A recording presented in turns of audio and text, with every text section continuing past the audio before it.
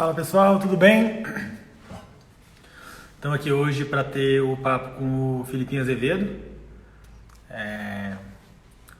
Eu tive aí algumas mudanças durante a semana, o Scott Brash infelizmente teve que cancelar, então não vamos ter o Scott mais para o final da semana. Mas na quarta-feira a gente tem a participação do Marcelo Servos e desculpa, eu tô um pouquinho agoniado que eu tô testando aqui essa coisa de novo de trocar essa tela e botei o logo bonitinho aqui, todas essas coisas, então esse comecinho tá meio atrapalhado. É a hora que o Filipinho entrar facilita. Quarta-feira Marcelo Servos, sexta-feira eu troquei agora, pediram muito ele, vai ser o César Almeida, vai falar com a gente. E acho que o sábado vai ter o Jerome Dumbledore, eu mandei uma mensagem para ele para confirmar a data, ele só não me respondeu ainda. E por enquanto é isso, a gente vai ter talvez mais um nome aí durante a semana, mas eu quero agora começar a manter de 4 a 5 nomes só por semana, pra gente manter isso organizando, tá bom? Então é aquela mesma história de sempre, eu imagino que o papo com o Filipinho vai durar vai ter dois pedaços, então quem quiser segurar as perguntas pro próximo pedaço, segura. Se você quiser soltar já agora, eu vou tentar acompanhar de algum jeito e anotar na minha folhinha de papel o que eu achar interessante, tá bom? Eu insisto para que a galera que queira fazer pergunta e que tem umas coisas para perguntar, manda no box durante o dia, porque senão fica difícil para mim depois me organizar e trazer as perguntas, né? Deixa eu chamar o Filipinho aqui e a gente vai começar.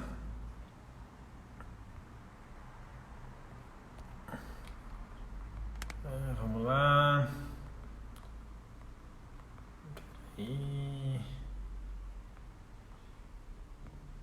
Tá faltando entrar o Filipinho, né?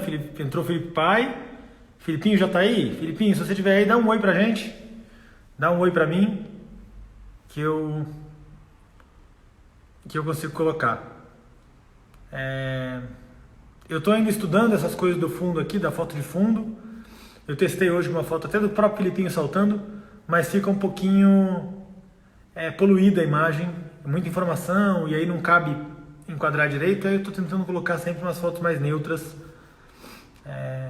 que eu acho que fica bem legal e, enfim, são fotos minhas, então são bonitas e um dia isso tudo vai virar quadro. Filipinho, dá um oi! Escreve oi aí, porque eu não tô te achando na lista, e aí eu consigo te chamar. Ah, ele vai entrar pelo da Ecofap? Ah, tá bom. Pera aí que eu já errei aqui, agora vai. Vamos lá.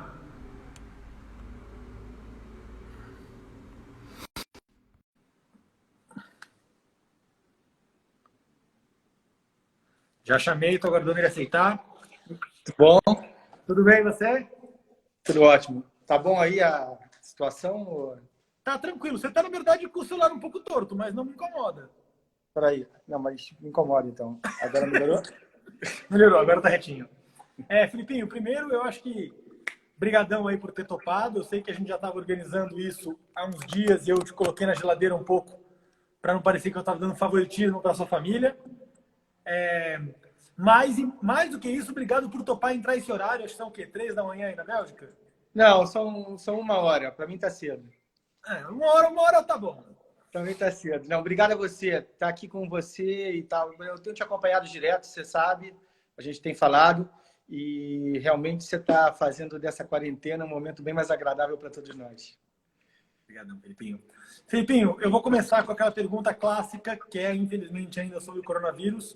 Como é que está sendo isso para você? Como é que isso está refletindo na sua vida no momento atual? Sinceramente, eu vou te dizer uma coisa. Eu adoro ficar em casa. Então, eu estou sendo muito sincero. Eu estou passando... Óbvio que eu sou uma pessoa privilegiada, porque eu moro onde eu monto, né?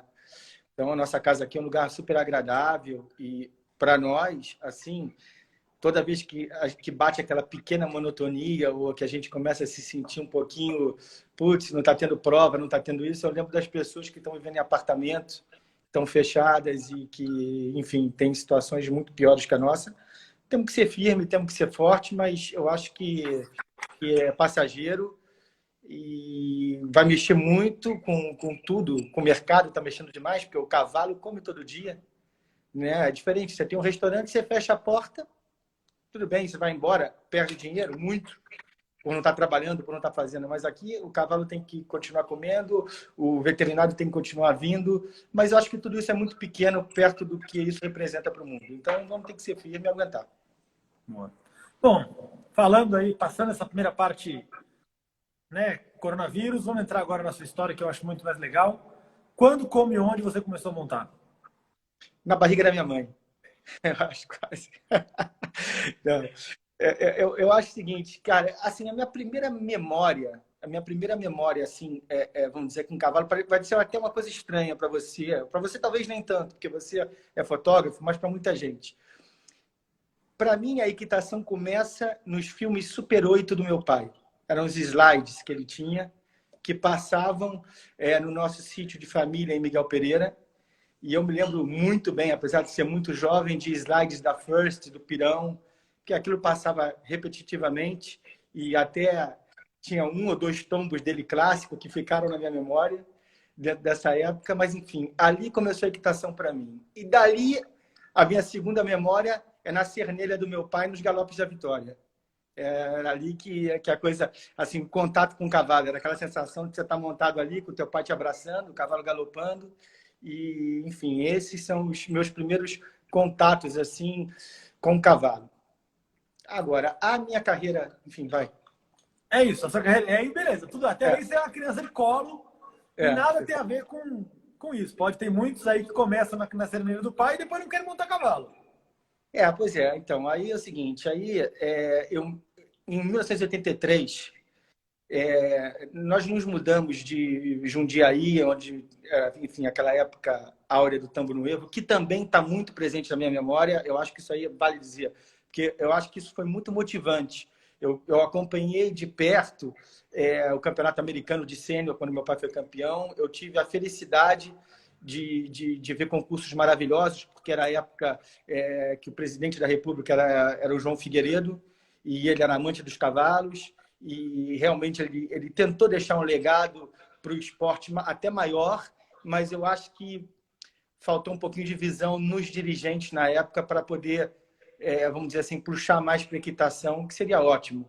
Mas, enfim, tinham premiações maravilhosas e eu me lembro muito bem, assim, do meu pai saltando concursos como Pancari, Copa São Paulo, que era o Pão de Açúcar, Safra, Tambo Novo, e também não só do meu pai, sabe, Alfinete no Anoa, Bete Parabellum, João Gonçalves e Donatello, que foi tanto falado nas suas lives. Então, esse momento, assim, eu me lembro bem como uma competição. Depois disso, a minha época, assim, a cavalo, a minha carreira esportiva começa em 83, no sítio de Miguel Pereira.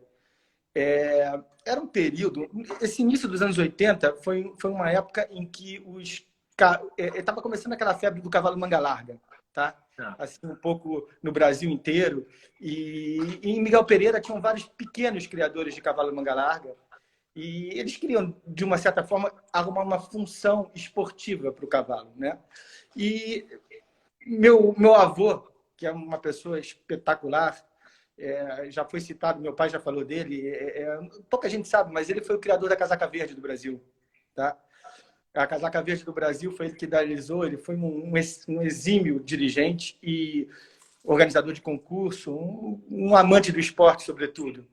Primeira vez que o Brasil usou a casaca verde de uma competição de realmente alto nível foi no Mundial de Dublin, em 82, que a equipe era Neco, Laramie, meu pai Tambo Novo, Jorge Carneiro, Aramis e Vitor Natural. Daí, enfim, meu avô, junto com Hugo Amaral, que é o avô do Felipe Amaral, pai do Zé Paulo, eles idealizaram uma espécie de uma associação de hipismo rural que acontecia ali em Miguel Pereira, e as provas eram provas assim, você passava dentro de atoleiro, subia a banqueta, descia, e era um mix, na verdade, tinha prova de baliza entre Western, Cross e salto. Os obstáculos eram baixinhos, mas eu tenho certeza que eu carrego ainda comigo, dentro da minha equitação, dentro da minha concepção, coisas dessa época.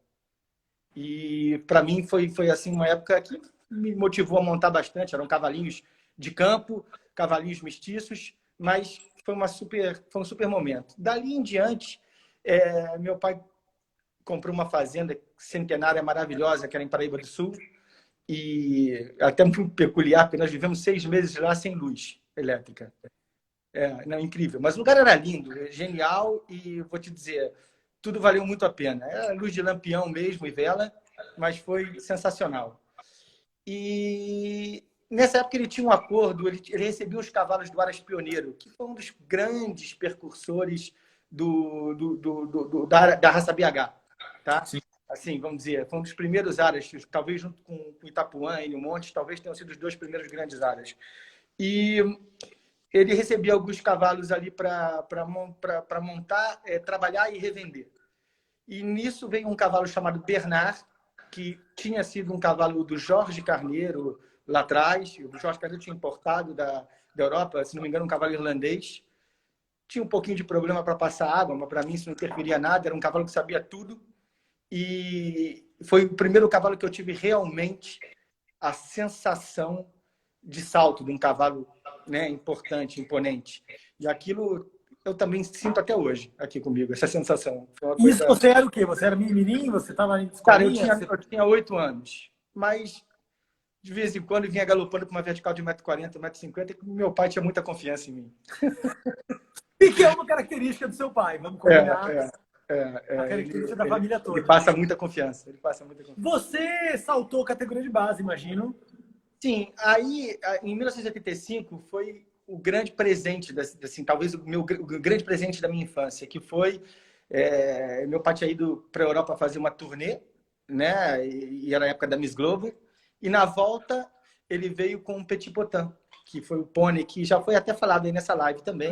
Não vou lembrar quem foi que falou, mas alguém falou que montou o cavalo era assim, ele tinha 1,36 m, vamos resumir, ele era um cavalo de 1,36 m, lindo. Imagina o cavalo perfeito, era ele. Ele tinha 1,36 m na cernelha, trotava como um cavalo de adestramento, galopava e saltava como um cavalo modelo de Olimpíada, até muito moderno, e passava o muro a 1,50 m, e eu cheguei a fazer competições até de 1,35 m em categoria aberta. Era um craque, um cavalo fora de série. E eu me lembro como se fosse hoje, a visão de ver o Petit Potin pela primeira vez. Eu morava em frente à Ípica, no Rio de Janeiro, ali, na Lagoa. E o cavalo estava o pônei estava nas cocheiras do Dr. Roberto Marinho, que ficavam ali com Tamburete, João Passo Longo, etc., outros tratadores. E meu pai me levou e falou: vem cá que tem uma surpresa para você. Quando cheguei, eu vi aquele pônei, foi uma coisa assim. Ele tinha 7 anos, ainda não era nem o pônei mais fácil do mundo naquela época, para mim, que era uma criança de 10, mas foi um cavalo que me motivou muito e eu fui campeão brasileiro de pônei com ele. E foi um campeonato que foi super legal, porque a Maria Monteiro de Carvalho, que era uma aluna até da Lúcia Santa Cruz, montava o Toby Ju, que tinha sido pônei do Rodrigo. Meu pai teve essa visão de criar essa categoria de pônei junto com meu avô. Durante alguns anos deu certo e eu pude aproveitar isso e ter sido Você acha que isso faz falta? Olha, eu acho que faz falta sim, sem dúvida. Mas também não adianta você ter um cavalo pequeno, um pônei que não sabe saltar, né? Sim, faz falta uma criação de pônei bem feita, bem estruturada. Mas isso não é só no Brasil, isso também está fazendo falta no mundo. Eu acho que por uma questão de praticidade, as pessoas estão passando para cavalo. Eu mesmo, com meu filho, por uma questão de praticidade, eu tive que passar para o cavalo. Porque imagina que a competição de pônei aqui na Europa, ela não é nos mesmos lugares dos cavalos. Não é nos mesmos fins de semana. Então, como é que eu ia fazer para competir eu, Celine, e meu filho em pônei? Ia ficar inviável. E achei que com cavalo eu ia conseguir dar para ele, escolhendo bem os cavalos, a oportunidade de estar mais perto da gente. Muito bem. E aí isso já deve ter aqui. Você foi campeão brasileiro de pônei? Eu fui campeão brasileiro de pônei, na verdade, o campeonato brasileiro, porque demorou até essa categoria se desenvolver, né? Então, o campeonato de pônei foi em 1989. Eu já era mirim e também saltei categoria de base no Brasil. Eu saltei 1 ano de mirim, assim, a nível de âmbito campeonatos nacionais e brasileiros. Antes disso, eu ficava mais nas competições Rio e São Paulo, mas em 1988 aconteceu uma coisa que mudou a minha vida. Eu acho, eu não consigo imaginar muito como seria a minha carreira sem esse fato. Um dia toca o telefone, a gente estava... É muito importante que eu te fale uma coisa, eu vou te cortar aqui, porque eu acho que, assim, de 87 a 1991, nós tivemos, assim, na família, a gente tinha um centro hipo, que obviamente que quem tocava era meu pai, né? E que era em Vargem Grande, Recreio, ali, bem na divisa entre Vargem Grande e Recreio, 2 bairros do Rio de Janeiro. E o ambiente que tinha dentro do Manege era uma coisa assim, sem igual. Era um lugar que tinha 55 boxes, 55 cocheiras, cavaleiros em diversas categorias diferentes, mas todos muito competitivos. E nós vivíamos como uma família. Sabe, no momento que era um campeonato, por exemplo, eu cheguei a montar um cavalo do André Beck num campeonato de mirim. E ele o cavalo do meu pai. E assim ia. Era uma família. E eu carrego comigo hoje grandes amigos e amizades ainda dessa época. Foi um momento, assim, para mim, ímpar na minha formação de caráter e também de homem de cavalo, porque ali eu aprendi o espírito de equipe. Era uma coisa assim espetacular. Eu acho que o Manege ele venceu, apesar de ser certamente o clube com menos cocheiras do Brasil, tiveram anos que nós dividimos com o CEPEL a maioria dos títulos nacionais. E, enfim, então eu estava no Manege, eu morava lá dentro, em 1988 toca o telefone e era meu pai que estava num concurso, se não me engano, em Curitiba ou Porto Alegre, dizendo que tinha comprado um cavalo que ele achava que ia ser o meu cavalo de mirim, mas que, enfim, que ele não sabia muito, porque o cavalo estava acuado e tal, mas que se desse certo, era um cavalo que eu ia desenvolver minha carreira, e falou que era o Cortino. E eu tinha uma vaga lembrança do Cortino com o André Johan Peter em 84. Uma vaga lembrança. E eu sabia que era um craque. E quando eu desliguei o telefone, eu não sei porquê, hoje eu sei porquê, mas na época eu não sei porquê, eu tinha um ataque de choro, talvez meu pai nem saiba disso, porque ele estava do outro lado da linha, de emoção pela situação, do que era. E esse cavalo realmente ele mudou minha vida depois, mas isso é uma história que a gente vai lá para frente. Mas esse cavalo eu saltei o Campeonato Brasileiro de Mirins, por exemplo, em Porto Alegre, com 83 conjuntos. Você até imagina. E eu acho que daquela época que eu saltei, eu posso contar que eu certamente vou estar cometendo alguma injustiça, mas eu acho que em âmbito internacional, a gente teve o Santiago Lambre, que estava competindo ali, o Geraldo Lemos de Brasília, eu e o Rodrigo Marinho. Ou seja, de 83, em nível mais alto, eu acho que nós somos 4 que competimos. Então, quando eu fico vendo hoje em dia as categorias de base do Brasil em número muito reduzido, isso me dá um certo calafrio, assim, o medo de que a coisa possa não desenvolver para o lado bom. Sim. Isso é um pouco complicado. Eu, quando saltei Minimirim, também tinha 112 no Minimirim, 80 e tantos no Mirim, era um pouco mais. Mas você saltou e você foi campeão esse campeonato? Não, você só saltou. Não, cara, eu fiquei em sexto, na verdade. Eu vinha liderando, eu e um garoto de Minas chamado Plauto, que eu acho que não monta mais. Tinha um cavalinho tordilho muito bom. Eu vinha liderando a competição junto com ele até o último dia. E no último dia eu me equivoquei numa linha, que era uma linha de 5 ou 6 lances, e ficou realmente muito perto, não deu para o Cortino. Ele fez uma falta e eu fiquei em sexto, mas foi uma super experiência igual. Aí, eu lembro que na entrevista do seu irmão, vocês comentaram um pouco que tinha o título que faltava para a família de vocês. Sim, brasileiro de júnior que ele ganhou. Eu praticamente não competi em júnior no Brasil. Acho que também não ia ter facilidade de ganhar, porque na minha categoria tinha, assim, na minha época, não que na do meu irmão fosse mais fácil, mas meu irmão é muito bom. Mas na minha época tinha Bernardo, Doda, enfim, tinha muitos cavaleiros com cavalos excepcionais. O Bernardo fez Campeonato Brasileiro, me lembro dele saltando Larrami, que tinha sido vice-campeão da Copa do Mundo com o Neco em 84, enfim. Mas eu não competi muito em júnior. Eu fiz um brasileiro de júnior, eu fiz 2 brasileiros de júnior, os 2 primeiros. O primeiro, realmente, eu tinha 15 anos, era um brasileiro para experiência, eu até fui direitinho. E, se não me engano, ganhou até o Christian Orr, que eu acho que não monta mais. E vice a Anelisa com My Way, mas não tenho certeza. E segundo ano foi um ano que eu vinha bem, eu tinha sido inclusive campeão carioca de júnior com o Cortino, mas teve um cavalo que se soltou, mordeu ele na cernelha e mordeu forte. E ele ficou de um jeito que ele não tinha como viajar para Brasília para competir. E eu fui num cavalo de 6 anos para o brasileiro que eu nunca tinha montado, que era até muito bom, um cavalo que meu pai tinha comprado do Zé Paulo Amaral. O Zé Paulo é uma das pessoas que, ao meu modo de ver, tem o melhor olho para comprar cavalo no Brasil. Ele realmente tem uma sensibilidade diferenciada. E esse cavalo era um cavalo puro sangue, chamado Olympus, era muito bom, mas sem experiência. Então, no primeiro dia não fui muito bem, no segundo dia melhora um pouco, e no terceiro dia eu ganhei o grande prêmio com esse cavalo. Agora, Mas você falou que não saltou fez muito 0 no zero. Brasil. Você falou que não saltou muito no Brasil, por quê? Você já estava nesse movimento de ir para a Europa?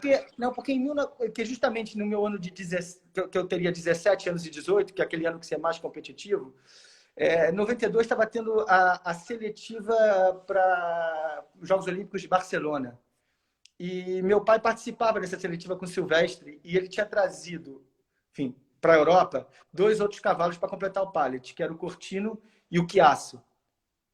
E os 3 cavalos eles eram de propriedade do Aras Pegasus nesse momento, que era o Dr. Luiz Carlos Cavalcante, que infelizmente faleceu. E ele tinha ido fazer essa seletiva. Chegando lá na Europa, aqui na Europa, ele conseguiu um convite, um concurso único, que aconteceu uma vez na vida, que foi uma competição no Parc des Princes, estádio do Paris Saint-Germain, em pleno Paris. Então foi uma coisa assim, eles iam trocar o gramado e eles fizeram uma puta competição de sênior, né? Assim, com os melhores cavaleiros do planeta, e tinha uma competição de júnior paralelo a isso. E essa competição...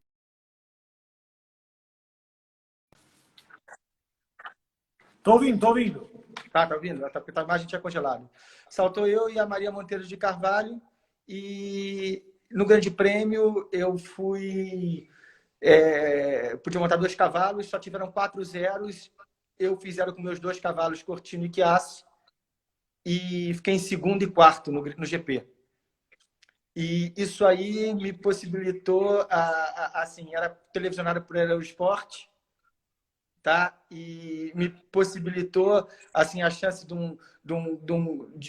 um belga que era conhecido do meu pai, que tinha um manege em Bagneux, que é uma cidade aqui na Bélgica, que era um manege que nós íamos frequentemente. Meu pai sempre fazia dali a sua base, nas últimas vezes que ele tinha vindo competir.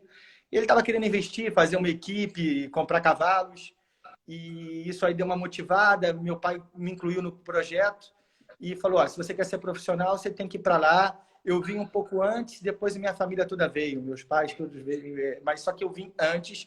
E aí eu passei aquele famoso perrengue que todo mundo comenta da Europa, né?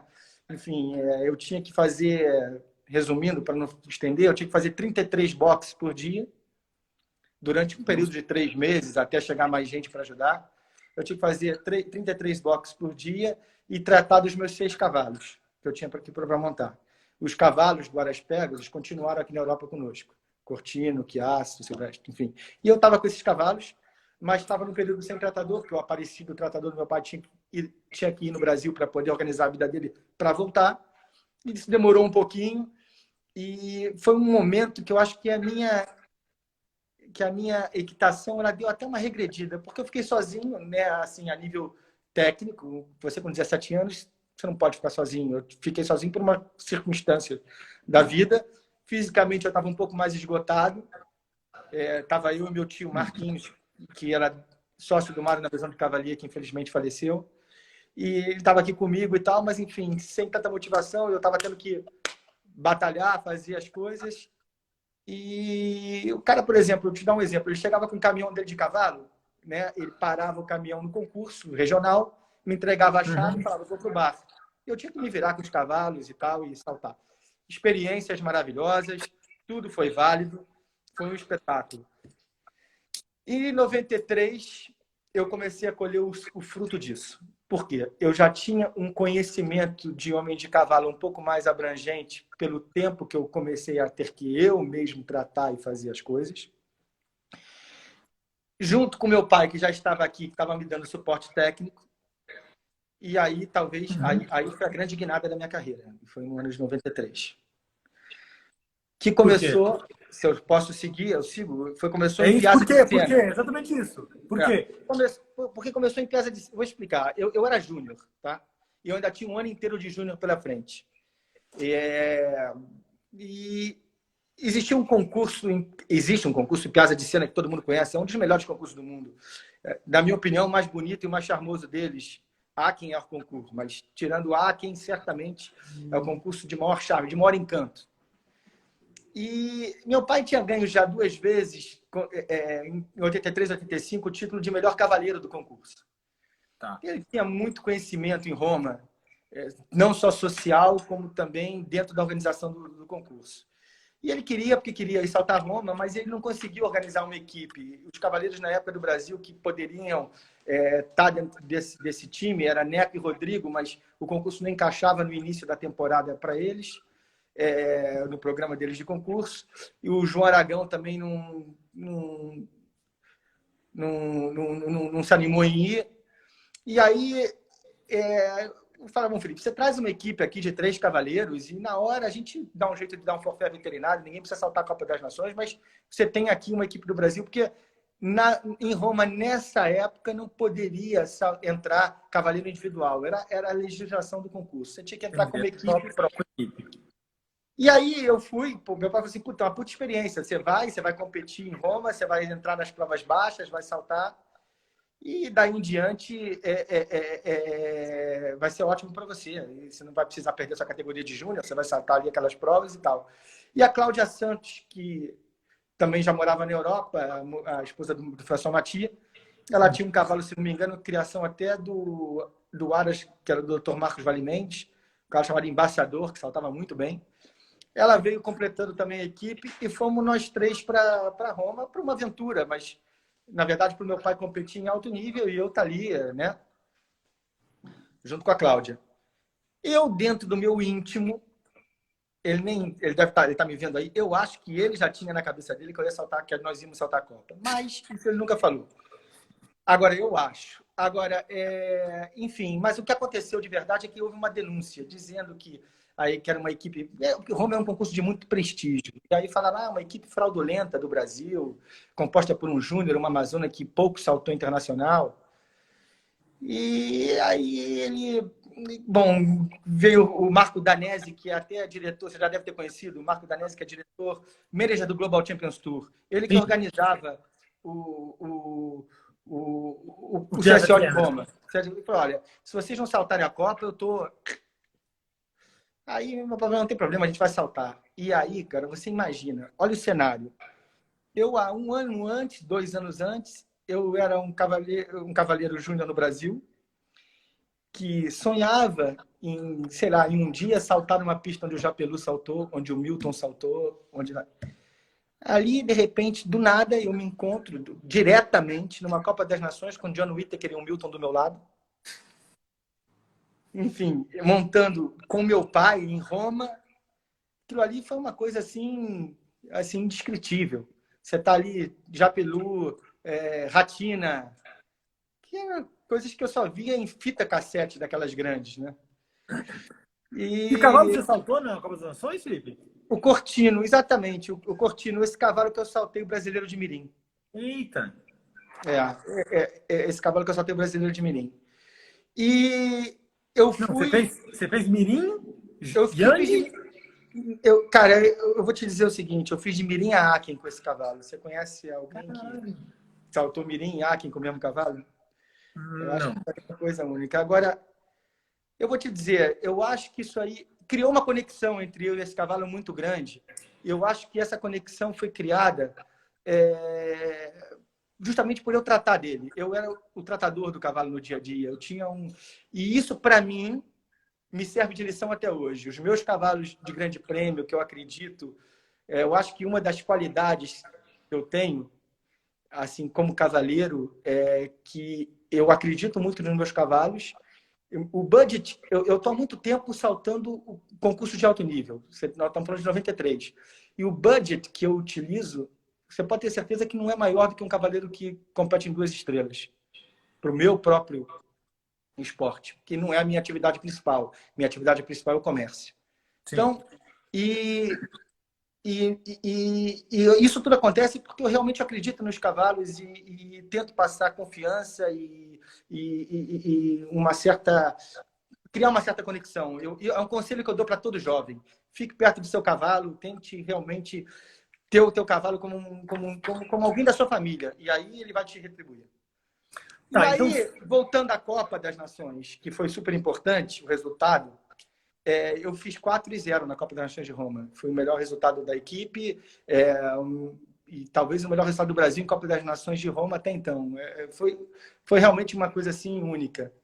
E isso, eu saí dali dando autógrafo. De Roma, eu cheguei como um júnior, eu saí dando autógrafo. Convites para concurso. Outro patamar. sensacional. Que nem o Flamengo, em outro patamar. Saí dali. Aí fui para Hamburgo,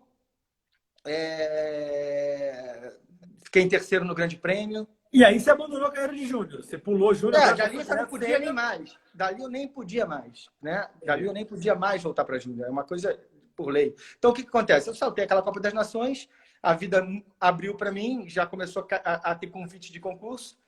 Naquela época, realmente a equitação tinha um glamour diferente. Era uma coisa com mais glamour. Menos profissional, talvez, mas com muito glamour.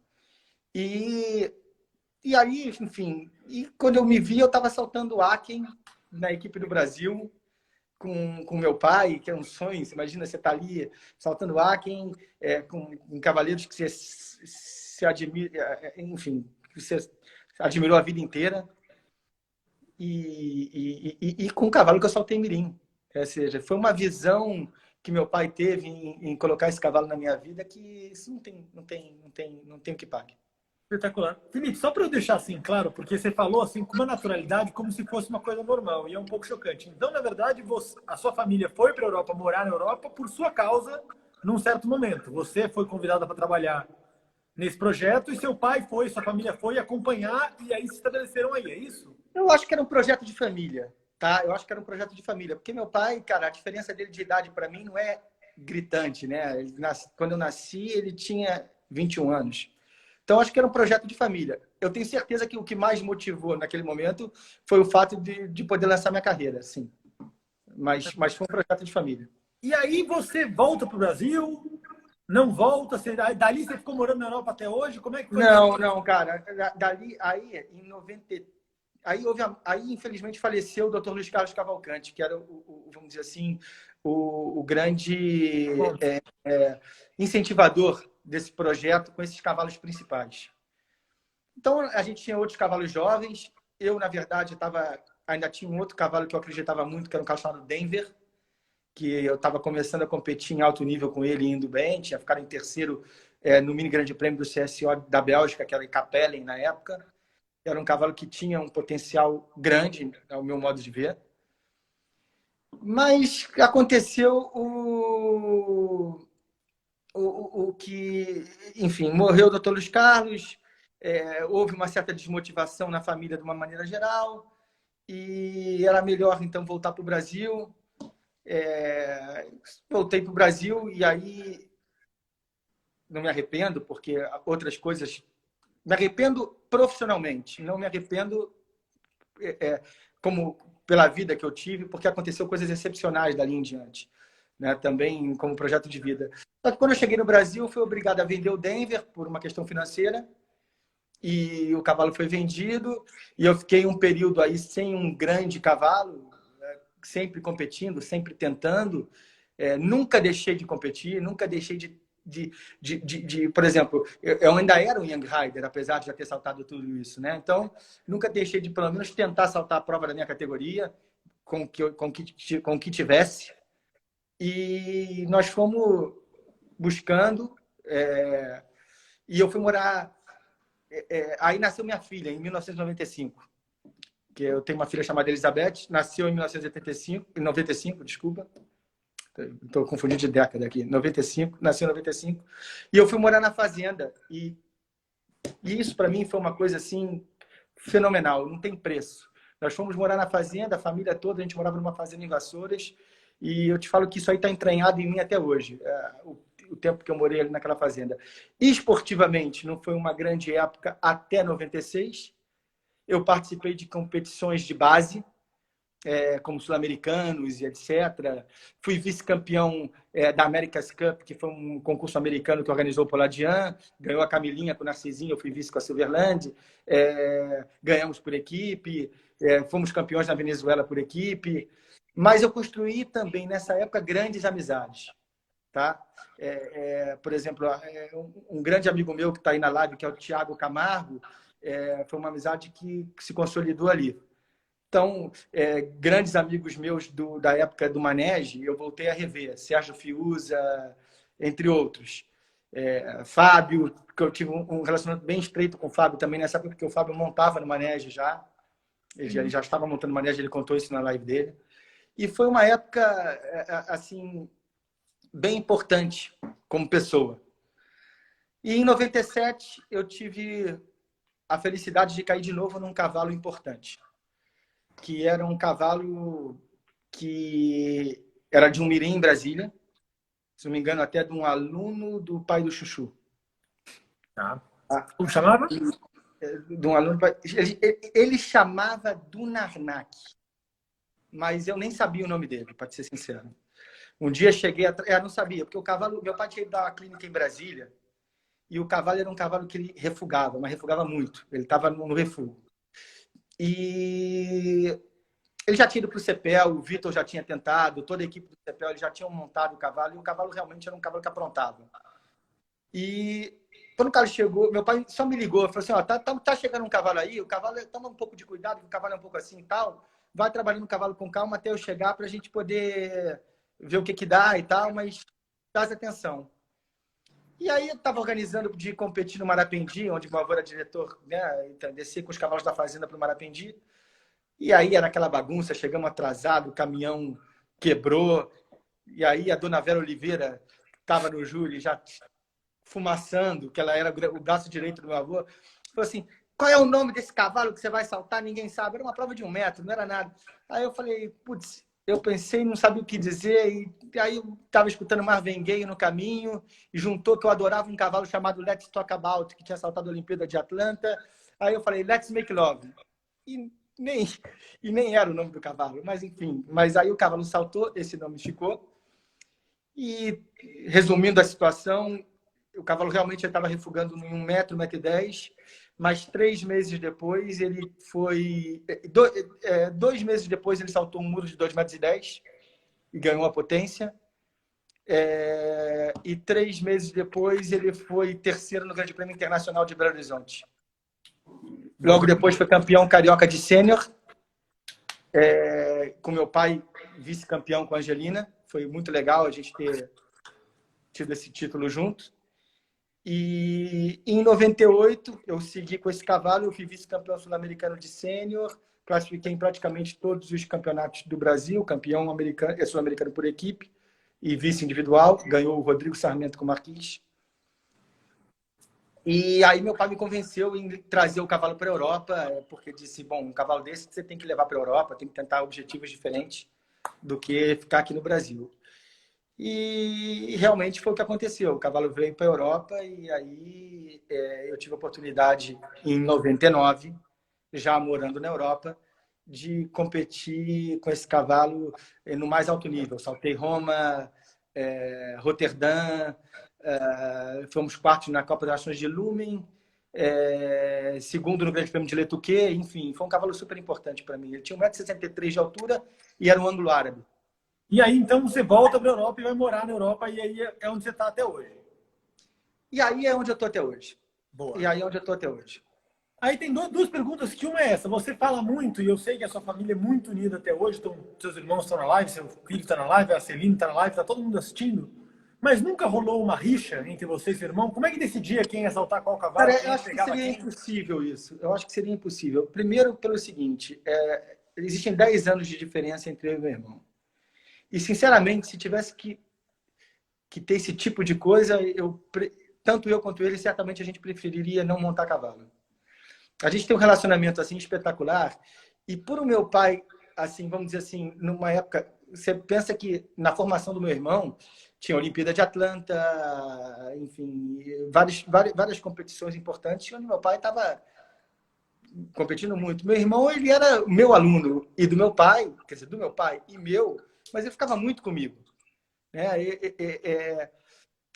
Ele é um craque, sem dúvida nenhuma, mas isso aí, meu pai fica com um pouquinho de ciúmes, mas eu divido esse aprendizado que ele teve também comigo. Então, ele não tinha isso. Realmente, ele era aquele irmão caçula ali, que você, enfim, e nunca houve, de jeito nenhum.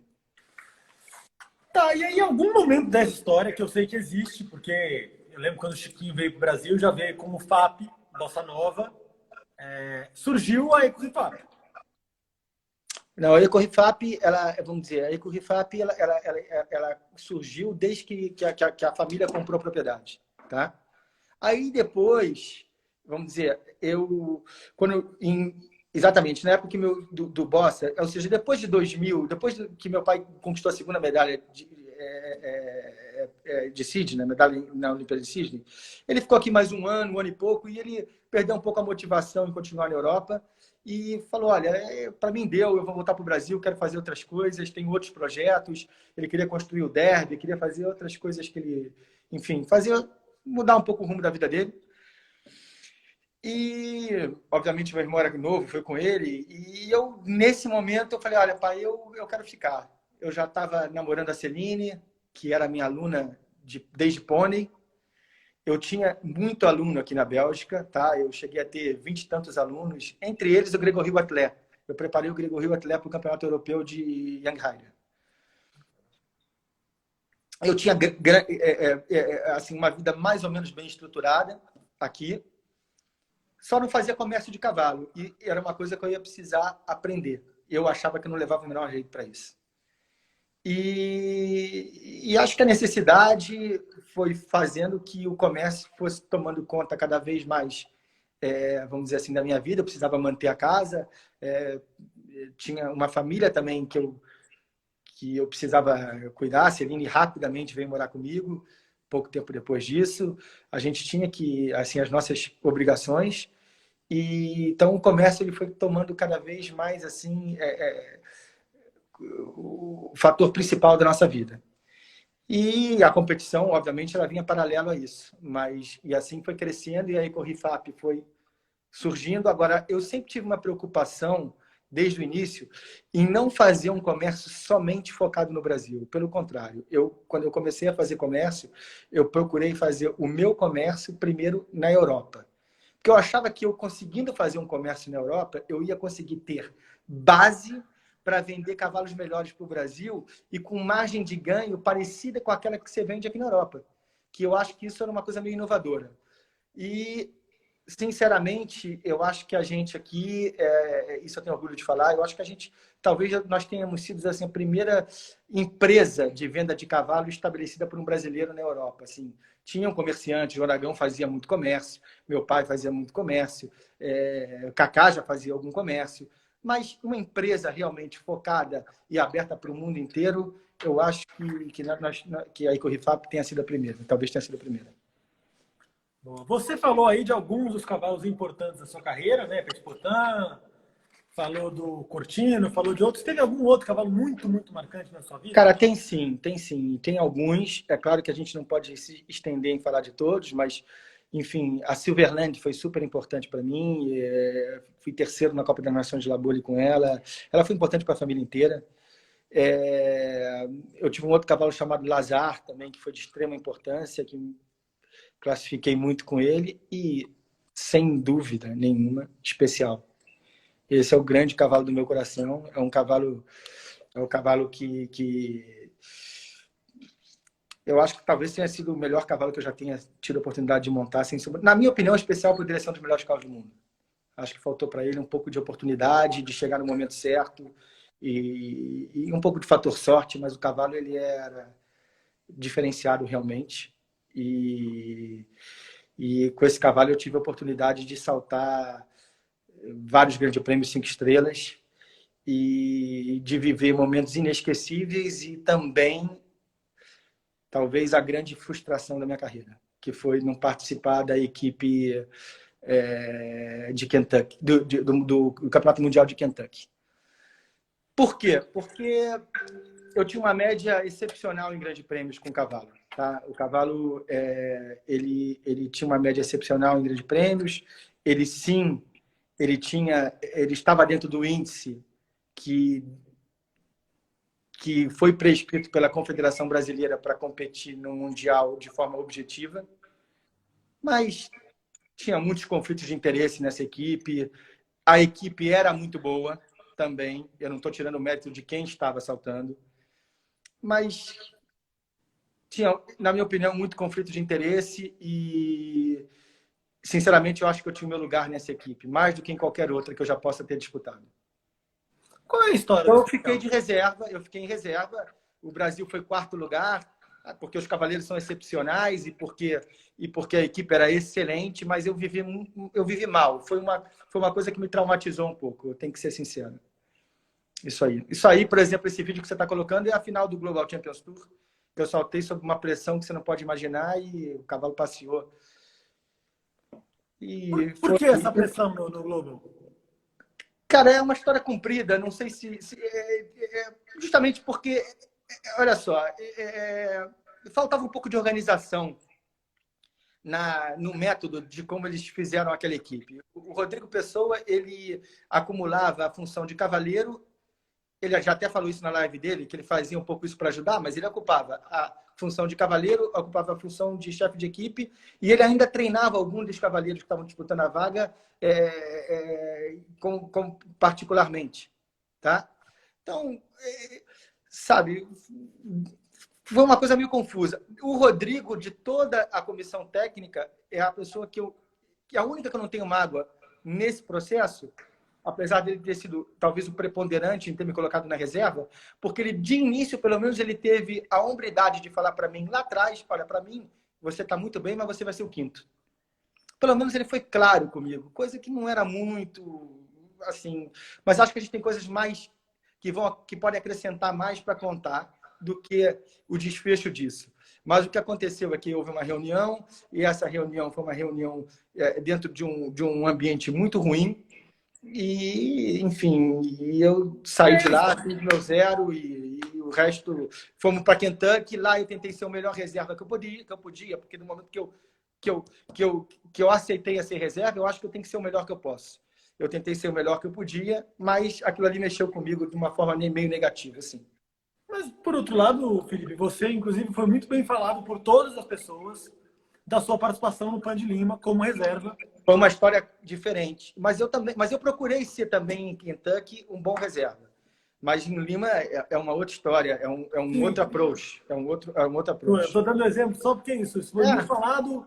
Inclusive, o Rob Aarons falou na entrevista dele. Só um segundinho que o laptop ficou fora do mudo. E as pessoas querem fazer pergunta no particular e aí fica pitando aqui. Depois vaza. Enfim, teve essa história toda no Pan de Lima. Você foi muito comentado. O Rob Aarons falou da importância de um reserva ponta firme. O Felipe Guerdá falou que você foi espetacular. Todo mundo falou que a sua energia lá foi muito importante. Então, isso é uma coisa que você tem que, de alguma forma, levar para o lado positivo, né? Sem dúvida. Eu acho que do momento que você é reserva, que você está dentro da competição, que você aceitou ser reserva, ali, naquele momento da competição, você tem que ser o melhor que você pode. Absolutamente. Foi o processo que me magoou um pouco, mas isso também já é águas passadas. Só me fortaleceu no final. Mas que quando eu vejo o especial na cocheira, que ele está comigo aqui até hoje, eu falo, putz, era um momento. É mais isso, entendeu? Mas, enfim. Qual que é a história especial, Felipe? Cara, a história especial é bem bacana. O especial, ele era um cavalo de propriedade do Thierry Rosier. Tá? E o Thierry Rosier, ele não se sentia muito confortável no cavalo. Aí o cavalo tinha um galope particular. O especial tinha um galope especial, vamos dizer. Tinha um galope particular e uma conexão na boca que não era mais simples, mas ele era um craque.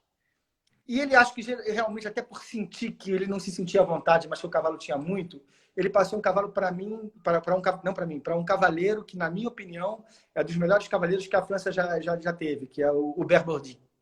Tá.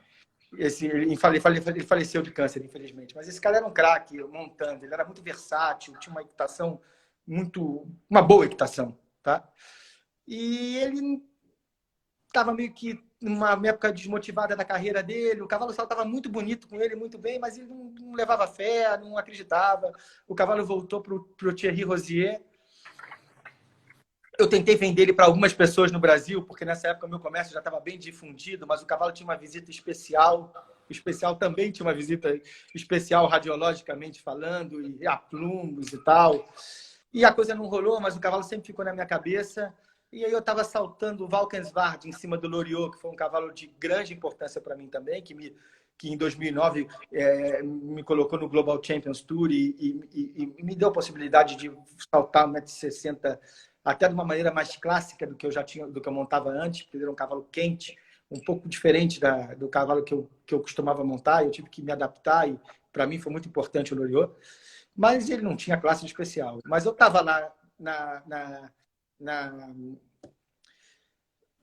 assim, no concurso, eu vi que o Thierry tinha tomado uns gols, estava naquela Aravipe meio...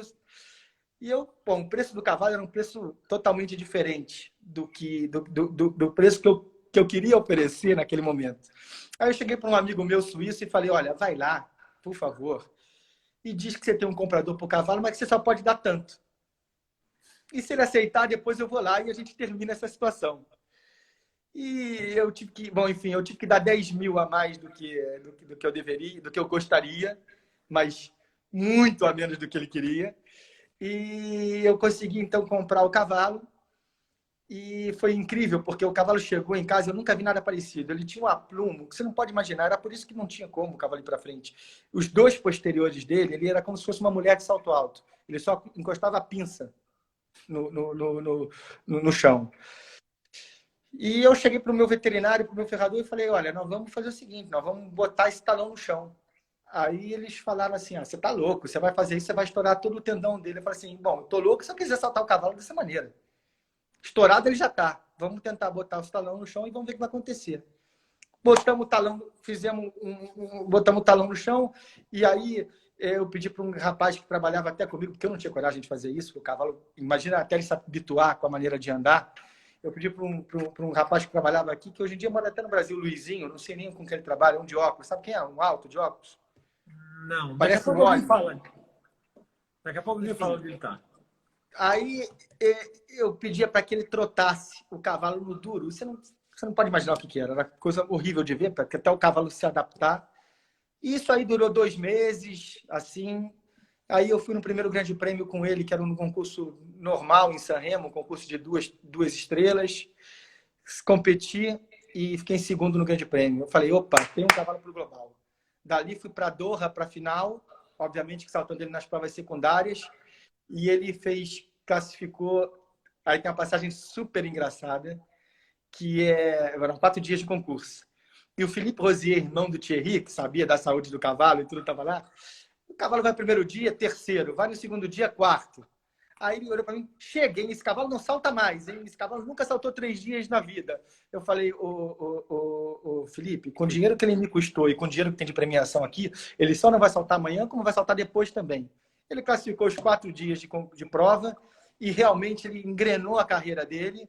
E aí eu levei com muita sabedoria. Eu acho que o especial, eu acho que a gente sempre pensa que com mais experiência a gente vai sempre fazer melhor, né? E claro que muitos outros cavalos eu levaria melhor hoje em dia.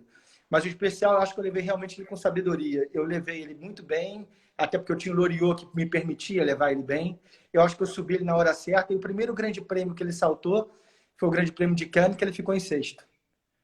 Que foi no Global Champions Tour. E aí ele engrenou a carreira dele e terminou assim em 2010, o ano de 2010, sendo campeão brasileiro de sênior comigo no Brasil.